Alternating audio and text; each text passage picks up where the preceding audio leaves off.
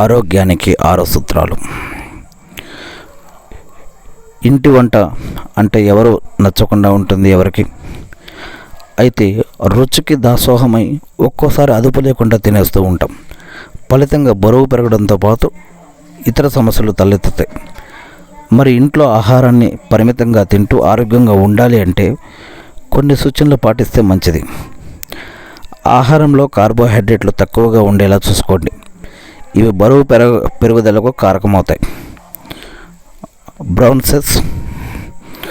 Brown బ్రెడ్లకు ప్రాధాన్యం ఇవ్వండి.